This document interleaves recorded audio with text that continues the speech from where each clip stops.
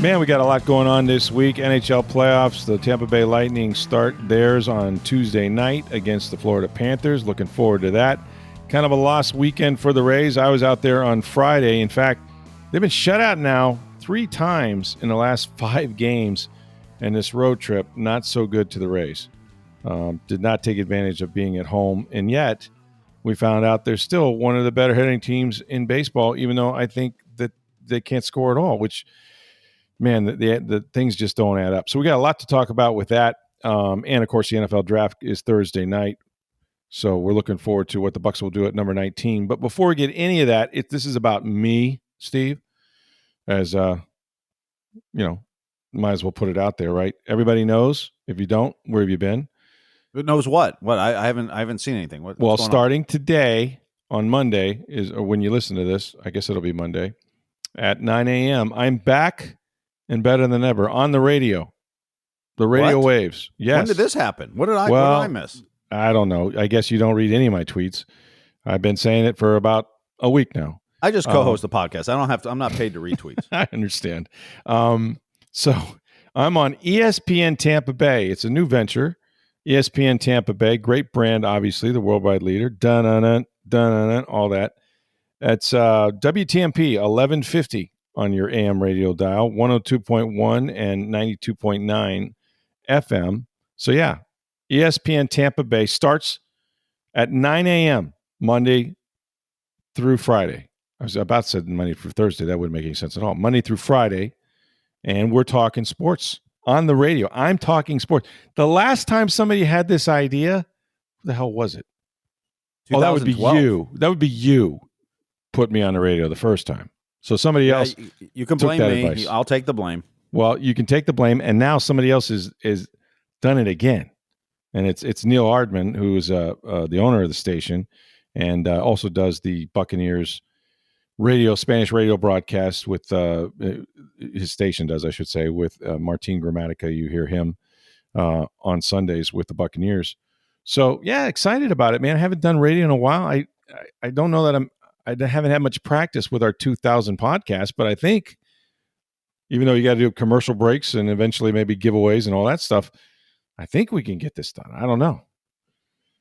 Kind of nervous about it. I'll be honest with you. Well, going back to your radio days, TJ drove most of the bus. Are you going to be ready to do that? He did drive when you say drove the bus. He did a lot of the...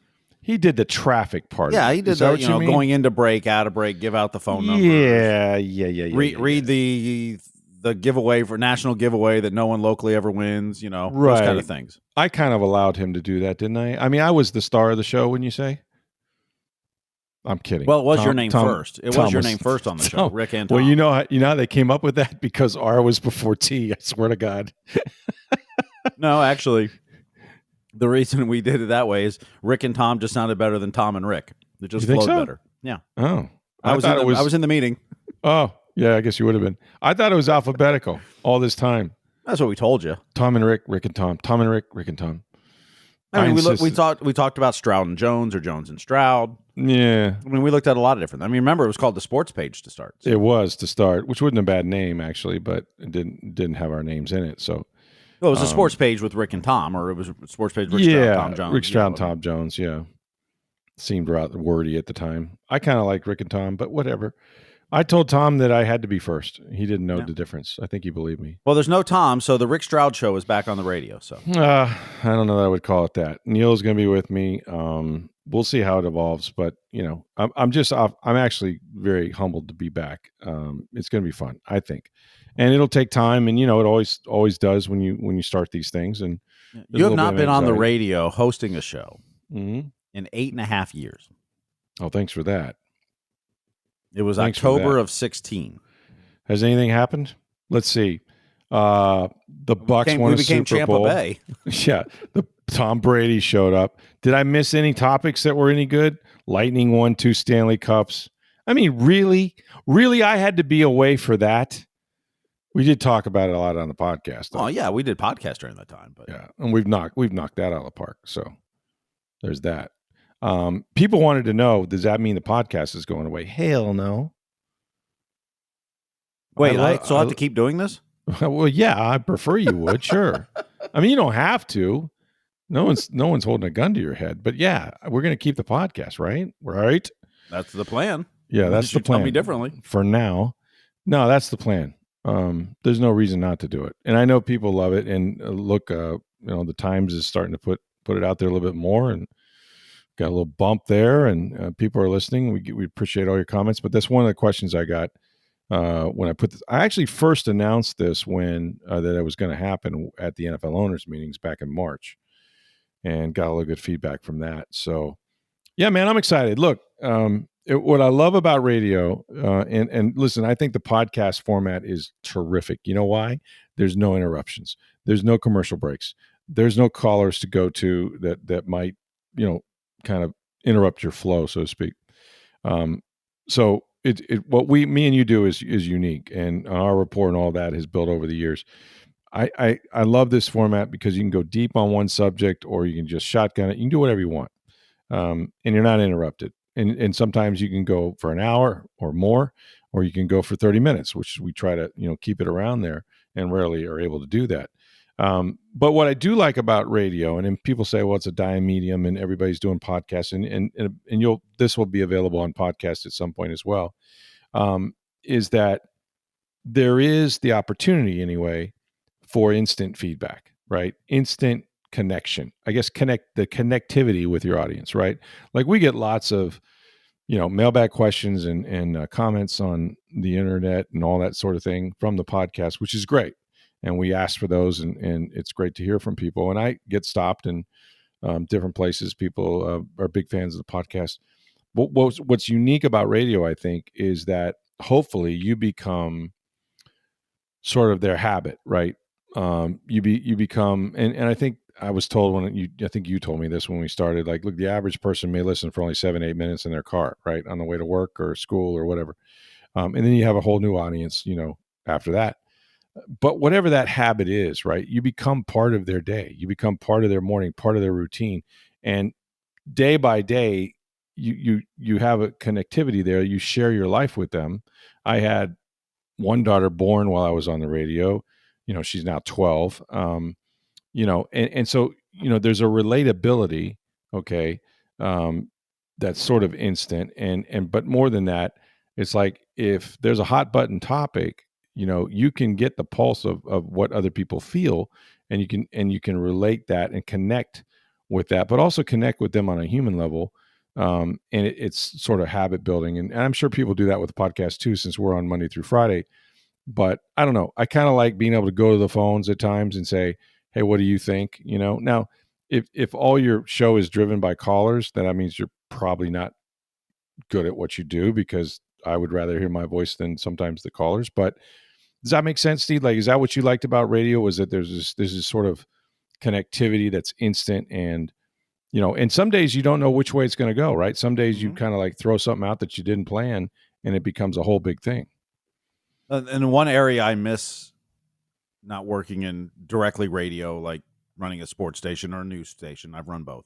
Yeah. Is breaking news. Yes. That the immediacy of that I loved. That's really cool. There's adrenaline to it. You're trying to cover it. You're trying to make sure everything's right. You're trying to beat people to things. That was always the fun stuff. Yep. Trying to, make sure everyone's informed on the latest of what's going on right now. Yes. The podcast, unfortunately, we record it and then we drop it later. That's right. Or sometimes immediately after, but it's not that immediate reaction. Although sometimes we do kind of comment on a game we're watching at the time, but people aren't hearing the comment. But they're not listening to it in real time. Yeah. No, breaking news is great. And, because I'm in the breaking news business, that was something we would do frequently on the radio. Was if I had a story between 6 and 9 a.m., and it did happen at times, I was able to go on there and just say, hey, this is what I'm reporting. So-and-so is being released. So-and-so is being signed, whatever it was. And, you could go with it. I can, well, this could be good or bad. If I'd have been on the radio during the Antonio Brown saga, oh my God. If you read my timeline, can you imagine the listeners lining up to take a bite out of me for 2 weeks because there was I would have loved being that program director, though. It would have been phenomenal, right? There was a 2-week period where I'm the only one reporting that Antonio Brown has a fake vaccination card, and everyone's calling you a liar. And the Bucs are saying it's not true. The Bucs are saying we've checked this out, everything checks out. This is not right, and I'm just flapping right in the wind until the NFL did their due diligence and then suspended 3 players for having what? A fake vaccination card. But for 2 weeks, man, it was a little hot in the Stroud household. It was like, I was kind of out there on my own. But those would have been some good shows. Those would have been some really good shows. Although, in full disclosure, pulling back the curtain, there was a lot of heat before that story came out too. Because I knew little bits of it. Yeah, you did. I knew you were working on big stuff. I didn't necessarily know exactly what. Right. Well, there was 2 weeks before it published that I was actually having conversations with everybody, including the Bucs. Yep. And they knew what was going on, and with my reporting anyway. So yeah, that was quite the saga. But man, Tom Brady coming to Tampa, really? I'm out at Berkeley Prep. Could have done the show live from Berkeley Prep. I could have done the show. I would have. We'd have been reporting that? Live from the trees and the fence and the. Hey Tom, I'm over here at Berkeley Prep. I can see Brady in a he's got a helmet on and an orange jersey, and he's walking Mike Evans through an out route. Like, it would have been crazy, man. That would have been some fun times. But we got more fun times in front of us, I'm sure, even though it's not Tampa Bay. You got the NHL playoffs coming up. Great time to jump on the radio with the the NFL draft, and the Bucs pick at 19th on Thursday if they keep the pick or if they deal it. So we got a weekend of draft Thursday, Friday, and Saturday. Mini camps about 2 weeks later, as all the rookies will come to town. So no shortage of news going on, obviously. And then the Rays head out west to begin a series on the road. Boy, they needed to get. I never said this about a team, but they needed to leave. And go find another place to play for a little while anyway. And that's after they had 2 of their last games with 10 and 16 runs. I know, right? But here's the thing. Let's get into the Rays now. And so anyway, listen to the radio show, and I hope you enjoy it. And we'll get better every day. So don't judge us totally on the first day, but hopefully every day will be better. The Tampa Bay Rays. So I'm out there on Friday. Now they're in the middle of a 13-game homestand. Oh, by the way, I got to talk with Eric Neander for a little while on Friday. What a good guy. I don't know if they're going to win or not, but he is a decent human being. I really enjoyed my conversation with him. I love hearing Eric. He goes on T-Kraz's show every week. Yes. And he's about as open and honest as you'll get as a general manager. Yeah. I'm sorry, whose show? I'm sorry, The Drive. I'm a radio guy, so I'm a competitor, sort of. I'm sorry. Well, that doesn't start till after this podcast drops. So. Oh, okay. That's fine. I'm just kidding. No more. Yeah, no more. Only talk about him when he talks to me. No, but he and I had heard him too, and he comes across as a very, for somebody in a power position like that, they don't like to talk sometimes very candidly. He is extremely candid. Mm-hmm. I found him to be when he's accessible, and he doesn't do this every day, but when he does talk, he says stuff which I think is cool. And so I got to meet him and talk to him a little bit about it. And, the homestand already wasn't very good. And then later that night, they went out and got 3 hits and were shut out. Shut out 3 of 5 games in the last 5 games. That's hard to do. It really is. And then they scored 10 on Saturday. 10, and then you go back further, and it was 16. I mean, it's like feast or famine. And the perception would be, at least the one that I was left with, is that these guys really can't hit. Like they're not, from a major league standpoint, they got to be, down in the numbers, or just, you watch the games, and how can you have a game where you have 3 hits and you come back, 2 days later and you have 2, and yet, you're scoring, aside from they scored, okay, this was their past week, 16 runs, 4 runs, 0, 3, 0, then 10, and that was the comeback when they were down 8-4. Yep. Then 0. I mean, I might have a little insight for you here. Okay. So the Rays have the 5th best batting average in baseball. Would you believe that? No, I wouldn't. Let's stop there. I don't believe it. That's hard. That is hard to believe for me. It is true. They're 10th best on base percentage. Also seems high, but okay. So I mean, they've done well. They're actually hitting the ball. Runners They're getting in scoring guys position. on. Yeah. Let's see, runners in scoring position. Let me pull this up again. They're actually really good. Runners in scoring position. They're third in batting average. What? Batting .281 with runners in scoring position. Only the Reds and Giants, two National League teams, are ahead of them. So clearly they must not be getting many runners in scoring position, right? Well, they have about the same amount of at-bats as most of the teams around them in the standings. Okay. All right. Give or take, 10 or 20. But, I mean, But so, here, you want to know the difference for this team. Right. Is when they're facing a right-handed pitcher, they're batting .279, the second best in baseball.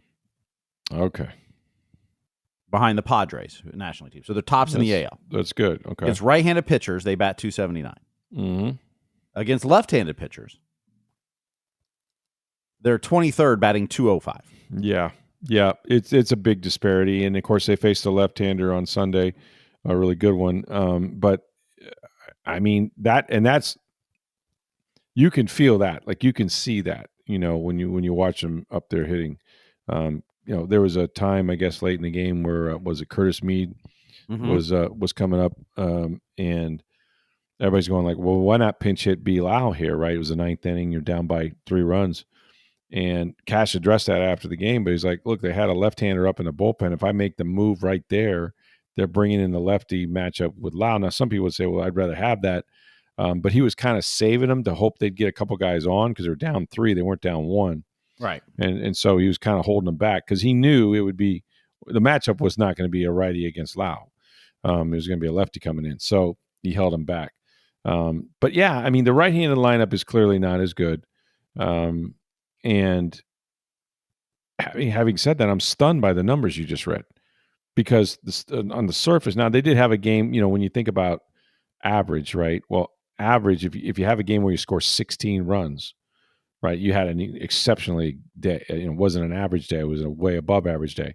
And that can offset, a shutout where you get 3 hits or a shutout where you get 2 hits. But 3 shutouts in 5 days in Major League Baseball is very rare. We did this stat the other day when it was 2 out of 3 days. And that was, even more so.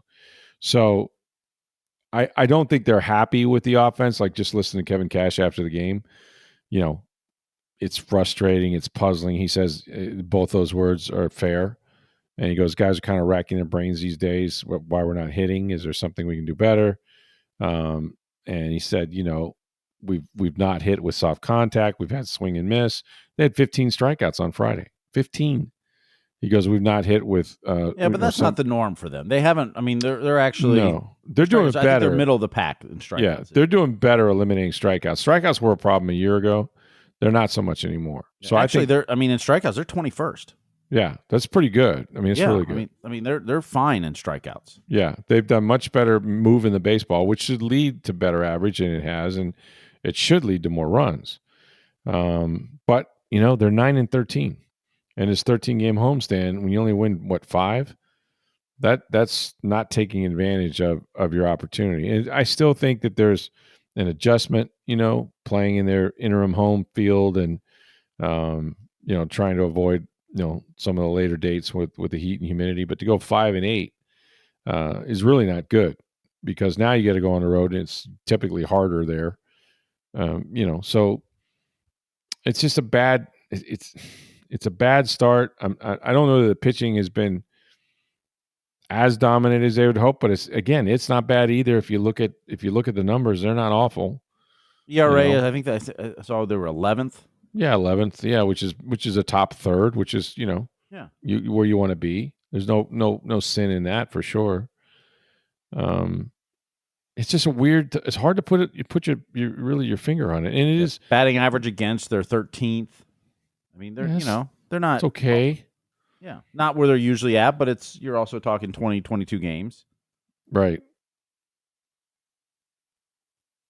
Yeah, I mean it's puzzling, and yet I look at some of the lineups they're going against, and I don't in any way think that they're that they match up very well. Although quite a night on Saturday with the comeback and Jonathan Aranda with a walk-off. That was great. I mean, Well, they're down 4. that's the shame of it all, is that Saturday night you're down big to the Yankees, and then in the ninth you're down 8-4. Yeah, down 4 runs. Yeah, and you tie it. And then Aranda with the walk-off after you didn't even think he could stay in the game after he collided with Ben Roethlisberger. Oh, my God. That looked nasty, didn't it? Which earlier in the game, neither one of them caught a foul ball and dropped between them. And so I think that's why they were running. Of them was, neither one of them was going to give it up. Yep. But Aranda stays in. Yeah, Aranda stays in and ends up being the game hero. And then the next day you go out and almost no hit. And by the way, I know there's controversy with the change call. Well, yeah. I mean, look, and you know him very well, Bill Matthews. Bill Matthews, by the way, coached at Eckerd, and he was an assistant coach, I think, back when I played. We used to play Eckerd in the fall and stuff. So Bill's been around forever. I've known him that long. Chandler Simpson, there's a no-hitter going on, and Chandler Simpson hits a ground ball to first base. And even though it was bobbled, Max Fried is kind of, he's falling off the mound as a left-hander. He's falling off to the third base side. By the time he pivots and starts to run to first, and it was so far off the bag that there's no way, anyone's going to beat him, with a clean, even if he's fielded cleanly, no one's going to beat Chandler to first base. But Fried is trailing Simpson and in fact loses the foot race, right? But because the ball was kicked a little bit, it's instantly, sort of ruled an error. And I'll give, Brian Anderson and Dwayne Statson, those guys, credit. Like, they were all over it. They were like, no, that's a hit. That's a hit. There's no question. Look at the replay. There's no way, even if he fields it cleanly, and he didn't, but if he fields it cleanly, there's no play at first base. He's gonna cross the bag. Guy's not even there yet. If he throws it to him, he's way short of the bag. But this went on for several innings. Now, it was a no-hitter, so my guess is, and I don't want to get in the mind of Bill Matthews too deeply here, but my guess is let's just hope there's a clean single here. And if I have to go back and look at it, I will, but I can't make that the first hit. But you should have, because it was clearly a hit. The scorer has every right to change a call. And you have, it happens all the time. Right. Usually doesn't happen in a no-hitter, and then you change an error to a hit. But calls get changed all the time. Those, back in the second inning, the error to so-and-so is now a single. You'll hear that over the press box speaker. Sometimes you'll hear it on the radio or television over it. Right. It happens all the time. I don't understand how Bill looked at that and seeing one replay didn't say, well, yeah, he bobbled it, but there's no shot at first base. It was so obvious. Mm-hmm. That it had to have been a hit right away. Initially when you see it, okay, he bobbled it, you're going to call it an error. Right. That's typical. But they see the replays. They'll look at it and go, was, the first time you see it, you're like, well, that's a hit. Like, there's no question. And how it took him, so I don't understand how it took him so long. But he has every right to change the score, and he got the call right. At the end of the day, he got it right. That's the right call. Whether the Yankees are happy about it or not, it's the right call. It just should have happened sooner, and I don't know why it didn't. Can only assume that, because it was the first one and it was an infield variety or whatever, the ball wasn't fielded cleanly. Maybe that influenced him somehow. Thankfully, there was a clean hit to center field after that. But man, Max Fried was great. I mean, he has got electric stuff, and so there's no crime to losing him per se. I mean, Jake Magnum was the one that got the single to center to avoid them being no hit. It would have been the 7th time in franchise history, by the way, if it had happened. Became also close. But yeah, it's a tough way to start the season. Kevin Cash said, probably good for us to now get on the road, go anywhere, change the venue, change the scenery. And frankly, like, that's an unusual thing for a team to be home that many days, right? No matter what your routine is. And I think you'd much rather be home than not. I mean, that's just my opinion. I've never played Major League Baseball, but I did play at the college level. I'd rather play at home.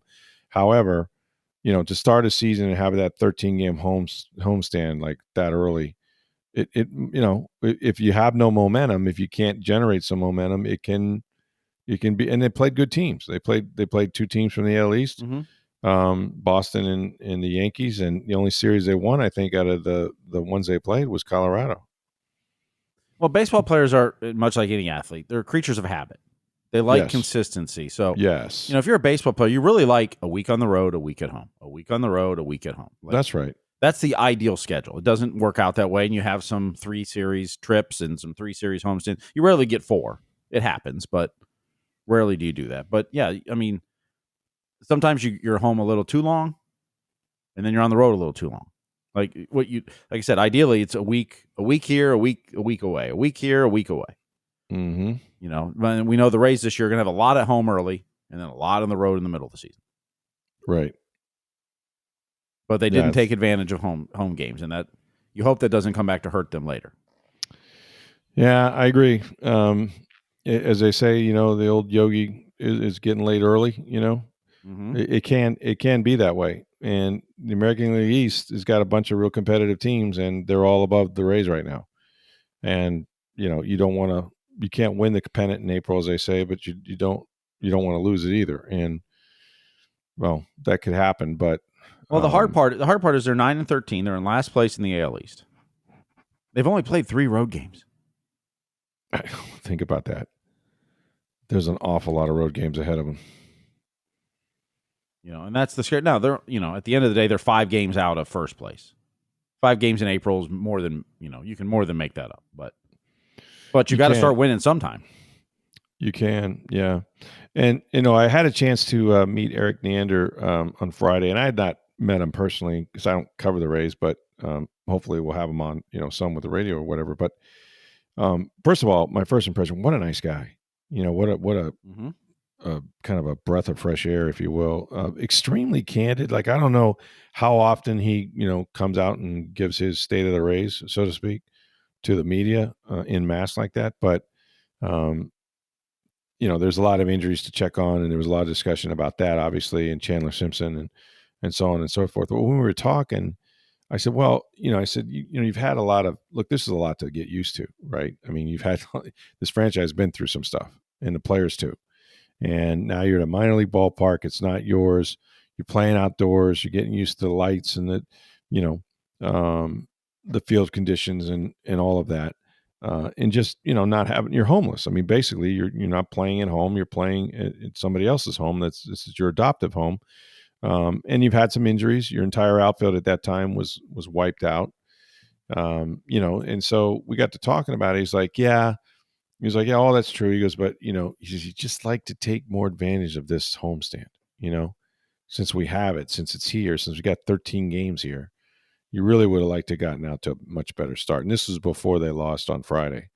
So he was already sort of, lamenting the fact that they didn't really jump on it because he knows what's coming. When we get to those dog days and this team isn't playing here to avoid the rainouts, to avoid the bad weather and all that, and they've got 10-game road trips, in August and September or more, that's when it's going to get even tougher. And so, but look, I the clubhouse vibe is good. I was in there a couple of days the last few weeks. Those guys all support each other. It's still a relatively young team. There's a lot of guys in the major leagues for the first time. Certainly there's a lot of new faces on this Rays team. So, I'm excited to see what Simpson can do too, because I think he's going to bring a lot, man. He helped start that rally the other night when they came back from, down 4 runs in the 9th inning. That's such game-changing speed. Oh, it's unbelievable. If he puts the ball in play, it's near impossible to get him out. I mean, a ground ball to first, like we saw, on Sunday. I mean, he literally is going to beat that out. Like that's every time. Yeah, that's not a hit for anybody, right? The average human's not going to win the race to first base, and he's done that in the minor leagues too, many times over. Oh yeah, no, if he can just keep putting the ball in play, particularly on the ground. Yep, like that's game-changing speed. And when he's not playing, it's a pinch running threat later in the game. Yeah, you can, if a guy gets on and you're down a run or whatever, he can be on third base in 2 pitches. Yep. I mean, that's how fast he is. Over 100 steals, last year in the minors, and it didn't take him long to get up here. He's an engaging kid too. His family was down from the Georgia area, I guess, and just this is his dream, and he's unorthodox in the sense that you don't see many players today like him. There's so much emphasis on power and bat speed and this sort of, all these analytics that they break down. And, Chandler just sees ball, hit ball, run like hell to first. It's got that Vince Coleman, sort of threat to him, and I think he's going to do well. I think he's going to really help him. I really do. I think that element, when you're struggling to score runs, they batted him leadoff one night, and then he was hitting ninth, I think, on Sunday. But when you turn that lineup over and he's in the middle of it like he was, his first major league hit was actually a ground rule double to left field, which was interesting. But he did help start that rally, and so I think he's going to help him. I think it's going to be good. Palacios, unfortunately for him, he was up, got 3 hits, and then his knee blew up. Just woke up the next day. It was basically back to the same thing it was a year ago, and so he's going to be out at least 4 to 6 weeks. It looks like, until they can figure out what's going to happen to his knee. But yeah, kind of a bad homestand, rough homestand for them, and we'll see what they can do in Arizona. Before we talk about the Lightning, I want you guys to get on down to Breitling Boutique. That's in International Plaza Mall. If you're familiar with the mall, or even if you're not, it's towards the center of the mall upstairs. Breitling has been putting out the best Swiss watches now for, I don't know, over 140-something years.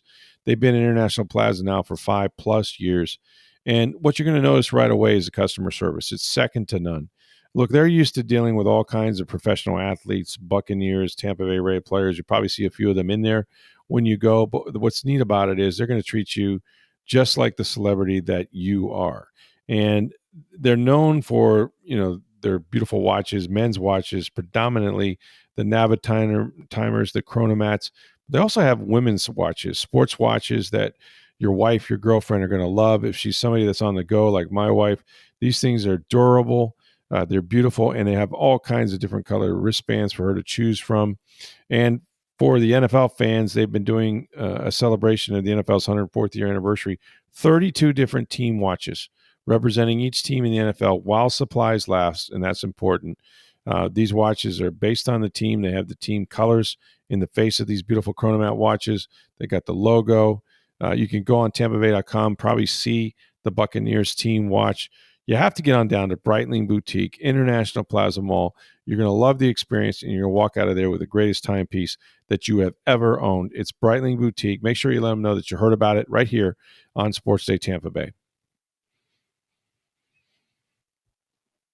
All right, so we got a little bit of a hockey game coming up, I guess, on Tuesday night. It's no surprise the Lightning against the Florida Panthers. Lightning are hosting this series, which means if it goes to a Game 7, they will have it in their backyard. It was interesting, Steve. I was looking on the Athletic website, and they have their bunch of their beat writers, hockey writers, if you will, because the Athletic does hockey very well. And they had kind of a panel of 8 different writers. And I don't know that this should shock me per se, but it kind of was surprising to see it in a graphic form. Of the 8, 7 picked the Lightning to win the East. 7. It doesn't surprise me. Some did. For 7 out of 8 to do it, does surprise me. The only one was different. Sean McIndoe, I hope I'm pronouncing his name McAdoo, right. Yep. He picked the Carolina Panthers. He's the only one that was the outlier. Or Carolina Hurricanes. The Panthers. I cover the Panthers. Carolina Hurricane. I'm looking at the logo right now. You got it mixed up with the Florida Panthers, the Carolina it's Hurricane. All well, I'm a sports guy. What can I tell you? I'm looking at a hurricane symbol right now. So, the Hurricane he has. And then in the West, the hot pick, again, 7 out of 8, I believe, chose the Las Vegas Knights. Okay. Yeah, I would say the Avalanche or the Knights are probably and the Winnipeg Jets being next, but the trendy. The Jets are there. The Oilers. Somebody mentioned some Avalanche, but predominantly, Dallas. I'm surprised the Maple Leafs didn't get more on the East. Yeah, they're not mentioned at all, which is interesting. But I guess the big thing is there's a lot of faith in the Lightning out there, and I guess there should be. Look, Andrei Vasilevsky is playing Andrei Vasilevsky hockey right now. Yep. He had the second best probably numbers in the NHL this year. Yeah, I mean Connor Hellebuck is going to win the Vezina most likely. Had a tremendous season, and they had the best record. He had the most wins, but Vazzy was right there. Yeah, and Vazzy got better as the year went along too. He got better, and if you look at their team defense, yes, bringing Ryan McDonough back changed everything. Huge. Mm-hmm. Adding J.J. Moser did, but all the moves they made worked. As much as people wanted to run Julian Breezeball out of town for trading Mikhail Sergachev and letting Steven Stamkos go and sign with Nashville, the moves worked. Some people did. Jake Gensel was tremendous. And if you want to say he kind of swapped places with Steven Stamkos, Jake Gensel had a phenomenal season. By the way, is that the quietest 40-something goals anybody's had? Like nobody's talking about? Well, yeah, because, you have Nikita Kucherov who wins the scoring title on your team. You have Braden Point on your team. You have, Yep. Brandon Hagel had a breakout year. It's kind of the, we've talked about this before, Braden Point gets overlooked by so many people on this team. Not those who know hockey, not necessarily, but fans and some of the national media who, glances over teams as they cover and stuff because you can't watch everything every minute. But they'll be like, well, that team's Kucherov and Hedman and Stamkos and Vazzy. Braden Point's pretty damn good. And now Brendan Hagel's one of those guys. Although with Four Nations face-off, he's kind of been thrust into more notoriety is not the right word, but more notice on the game he plays and how well he is, how good he is. Mm-hmm. Mm-hmm. And Julian Breezeball was ripped for that trade too. Remember, I think he gave up. It was Taylor Radish, it was Boris Kachuk, and it was a couple draft picks for Brendan Hagel. I'd do that trade in a heartbeat every day. Hagel's been great. I mean, look, Breezeball's built a great team, and the defense has been much better. But really, what I think about when they get to this point is Andrei Vasilevsky. Yep. And Eduardo Encina wrote a story. We're going to talk to Eduardo this week, I hope. I believe we will tomorrow, right? That's the plan, yes. Yeah. We haven't nailed down the time yet, but that's the plan. Yeah, he covers the Tampa Bay Lightning for us at the Tampa Bay Times.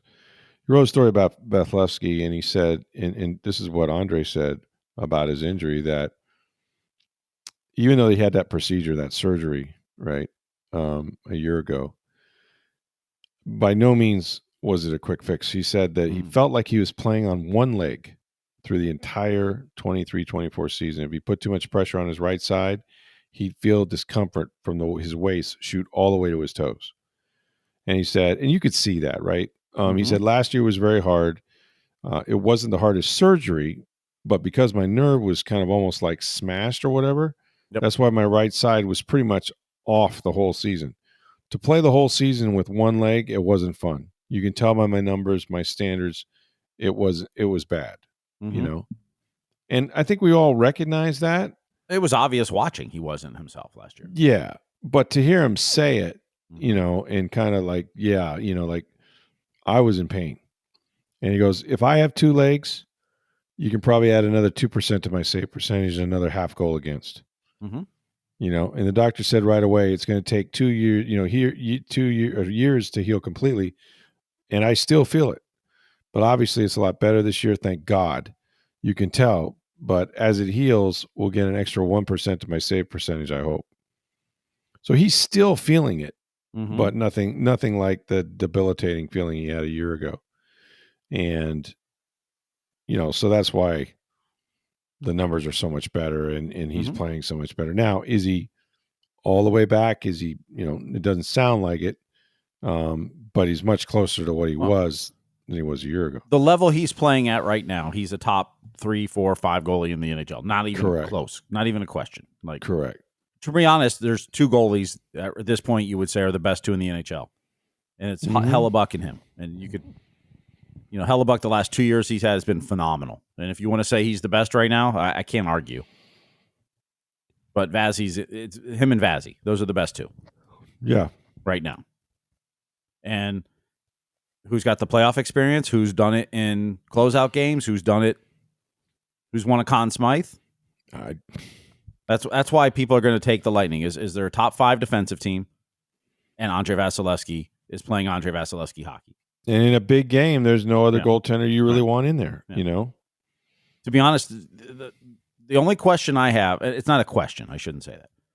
I think the biggest key for the Lightning is, can Kucherov generate enough offense? Is there enough depth on this team where he can be Kucherov? And throughout the years, he's shown, I mean, he's won, I believe if you look at like points per game in NHL playoff history, he's like top 5. Like his playoff numbers are better than his regular season numbers, and he's won 3 Art Ross trophies.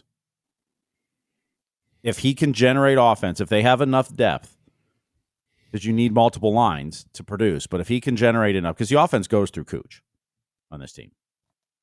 Not just the power play, but most of the offense, and that's where plays start. If he can be successful, then they can make a really long run.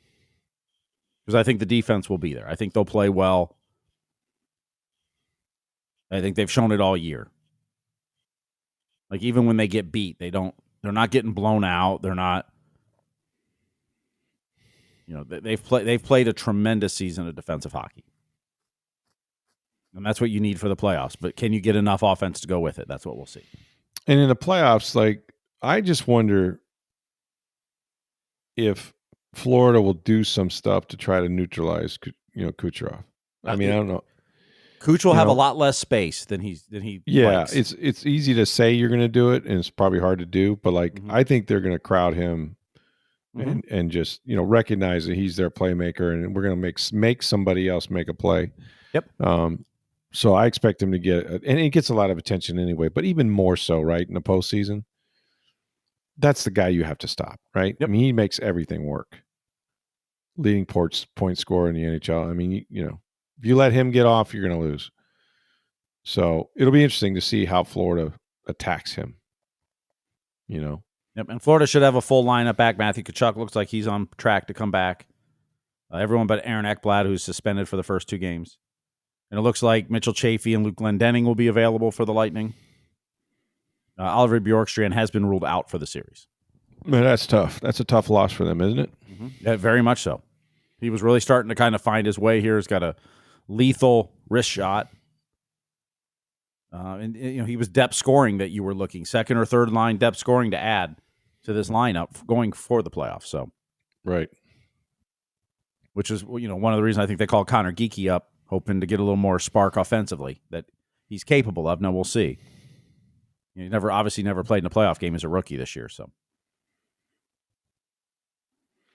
well, look, there's nothing like the NHL playoffs. They're already started, and I'm excited to see. I'm not excited about the starting time at 8:30 necessarily, Steve, because me and you'll be talking about 2 a.m. Well, that's assuming it doesn't Wednesday go to overtime.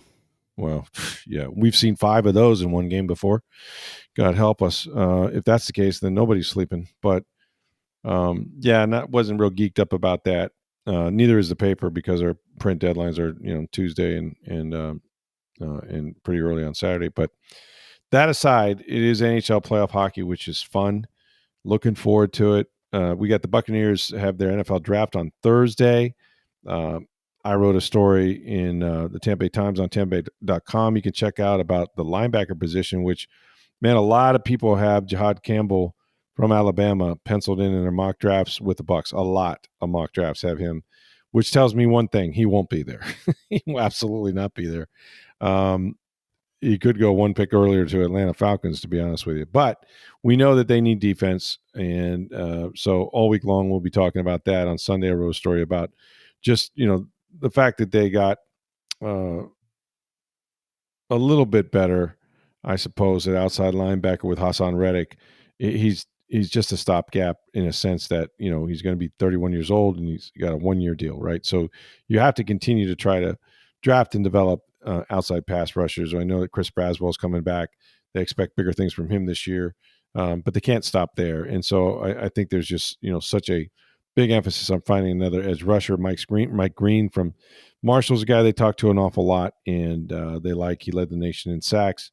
Got some off-field issues that might concern some people, kind of similar to what Jameis Winston had coming out of Florida State. But I also don't know that he's going to be available at 19. So all week long, we'll be talking about the draft and also writing about it on TampaBay.com. So check that out, if you will. I got to prepare. I can't believe I said this. This is kind of like show prep, but I got to prepare for a morning radio show, Steve. What? Well, you're on the radio? I'm on the radio. I'm back on the radio. And this is all began because of you so many years ago. But I got the bug, and I really wanted to get back on, and got an opportunity to do that. And, shoot. So I'm going to do it. It's ESPN Tampa Bay. Got a great worldwide leader backing us there. It's 11:50 a.m. WTMP. You can also hear me at 102.1 and 92.9 starting at 9 a.m. tomorrow or Monday, whenever you're hearing this podcast. And that's going to be Monday through Friday. Myself and Neil Ardman, who owns the station, he'll be joining me also. So, hope you guys tune in. And if you can't tomorrow, then maybe the next day or forever how long we're able to do the show. It should be fun. Looking forward to getting back on it. Looking forward to talking to people. We'll give you the numbers and all of that information as we go along on Monday. But it should be fun, and I'm excited. And it does not mean that we're not going to do this podcast, because we are, as long as I can convince or otherwise bribe Steve to continue doing it with me. So do not fret. You'll still have Sports Day Tampa Bay and all the other things that we do at the Tampa Bay Times and on TampaBay.com. Go see our friends at Breitling Boutique. They really, really are going to hook you up with a great watch there. You're going to be happy for yourself, for your wife, for your girlfriend. Breitling Boutique, International Plaza Mall. Make sure you let them know you heard about it right here on Sports Day Tampa Bay. For Steve Versnick, I'm Rick Stroud of the Tampa Bay Times. Have a great day, everybody.